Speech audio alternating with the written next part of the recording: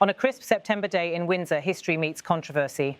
As the United Kingdom prepares for the unprecedented second state visit of President Donald Trump, the streets outside Windsor Castle transform into a stage for protest, spectacle, and political division. A van drives through town with Trump's image emblazoned alongside Jeffrey Epstein, a blunt visual protest, a message to challenge not just the man, but the values he symbolizes to his fiercest critics. The police quickly intervene, stopping the driver, questioning him, and adding to the sense that this visit is not an ordinary occasion, but a moment charged with confrontation. Yet even amid criticism, there are loyal supporters. Some arrive wrapped in the Union Jack and the Stars and Stripes, waving American flags and chanting in praise. They carry banners with King Charles's image alongside Trump's, merging the worlds of monarchy and populist politics. Others proudly wear the unmistakable red cap that has become Trump's signature, the slogan, "Make America Great Again," glowing in the shadow of Windsor Castle's walls. Not far away, the opposition makes itself known. Protesters hold signs that read, "Trump, go away, you vile, pathetic man." Their banners clash against the castle's grandeur, voices rising in defiance. In their view, Trump's presence is not history in the making. It is history repeating itself, the story of division exported across the Atlantic. The police stand guard heavily armed, maintaining order in a space where loyalty and hostility are just steps apart. Windsor, usually a symbol of royal continuity, is turned into a microcosm of the global struggle over Trump's legacy. Among those gathered is Augustine Chukwuma Obodo, president of Friends of Trump UK. For him, this is a triumph. We're making history, he insists. When President Trump was forced out in 2020, the world thought we were finished, but he never gave up. To Augustine, Trump is not just a politician, he is proof of resilience, a fighter against the odds. But for others, the story could not be more different. Writer Sophie McGovern speaks with conviction. We shouldn't be aligning ourselves politically with someone with those values and morals, she argues. What he's done in his own country is deplorable. Right is a free Palestine. Right is women having autonomy over their own bodies. Leaders should not behave the way he does. I'm totally against it. Her message is more than opposition. It is a moral rejection. And yet she cannot resist a dose of satire. He's obsessed with the UK. He'll be thrilled to stay in the castle. McDonald's will be busy with deliveries all night. But the real question is whether we want our leaders aligning with someone like him. For Sophie, humour softens her criticism, but the concern remains deep. Another voice comes from Joseph Afrain, who reminds those listening of something larger than politics. That bond, nobody can change it, he says. The UK-US relationship is forever. Both countries need each other.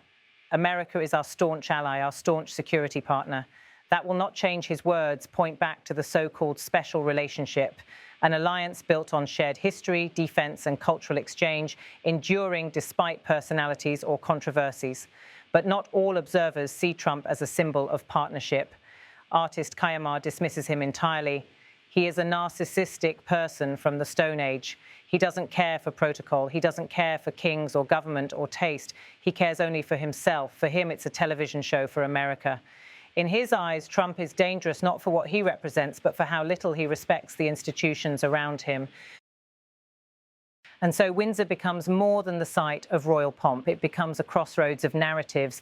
Trump is cast at once as savior, villain, ally, narcissist, survivor. Every voice outside the castle tells part of the story, but none can define it alone. This is Trump's second state visit to the United Kingdom, an extraordinary break from tradition. Few world leaders are invited twice. To his supporters, it is proof of his significance and of Britain's recognition of his stature. To his critics, it is evidence of a monarchy dangerously close to compromising its neutrality. Royal neutrality has always been a cornerstone of Britain's constitutional system. The crown is above politics, a symbol rather than a partisan force. Yet with every royal banquet, every handshake at Windsor Castle, questions surface. Does hosting Trump break that neutrality, or is it simply the unavoidable practice of diplomacy? Beyond the optics, the stakes are high. Britain, still finding its post-Brexit footing, looks to Washington for trade and defence cooperation. Trump, back on the world stage, seeks validation, legacy and global acknowledgement. Every speech, every photograph, every step within Windsor's walls carries both symbolic and strategic weight. But outside, the crowd tells another story. Some see Trump as a defender of tradition, of sovereignty, of Western identity. Others see him as the embodiment of division, of regression, of contempt for international norms. Their voices may be few in number, but they echo a wider global conversation about the direction of politics in the 21st century. This Windsor gathering is small in scale, but vast in meaning. It reflects the crossroads facing democracies across the West: populism versus progressivism, nationalism versus globalism, performance versus principle. And above them all, Windsor Castle itself, a fortress of history, monarchy and survival. The monarchy, too, finds itself caught in this storm. Hosting Trump can be read as diplomacy, but also as endorsement. It is a delicate balance, one that Britain's royals must navigate carefully to preserve the centuries-old idea of neutrality. As the gates of Windsor Castle open once again, Trump's arrival is not just a ceremonial pageant. It is a test of alliances, of values, of traditions under strain. His supporters celebrate history in the making. His critics warn of dangerous history repeating. The monarchy welcomes him as a guest of state, yet the streets remind us that no invitation is without consequence. Windsor, for one autumn day, is transformed into the front line of a debate about power, politics, and the future of the transatlantic relationship. And so the question lingers, carried in the chants of both sides. Is this the renewal of a historic friendship or the deepening of a divide?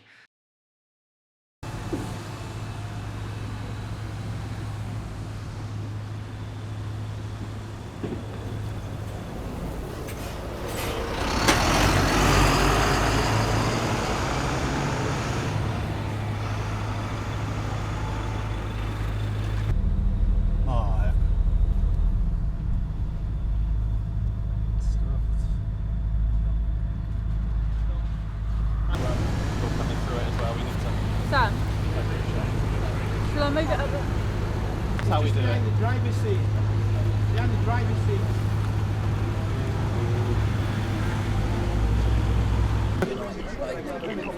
Absolutely. That's brilliant. Very.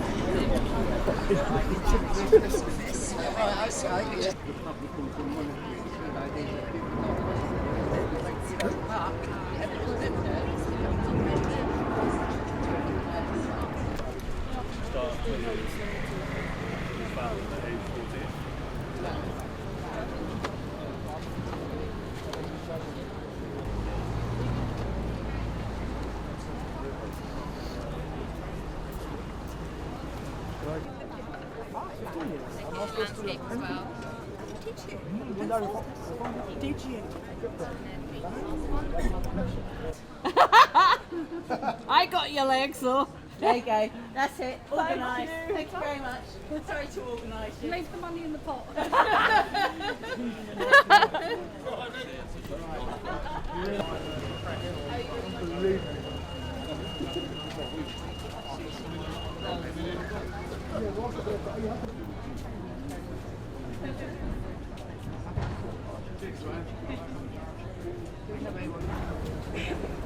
Decided when I was walking down the street, like I'm having a joke about this.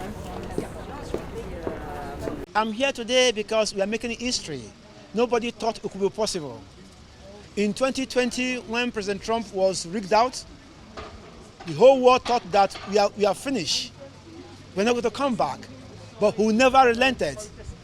I know that people say that we have to do it because obviously he's the president of the United States, but I don't think that we should be aligning ourselves politically with someone with these morals and values. I think what he's done and what he's doing in his own country is deplorable. I think, there's right and wrong, and right is a free Palestine, women that have autonomy over their own body, and leaders that don't behave the way he does. I think it's pretty simple, and I'm 100% against it.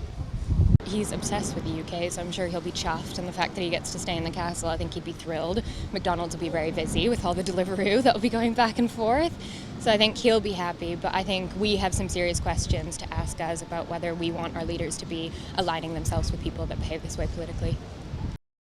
That bond, nobody can change it. No one can change the UK and US relationship.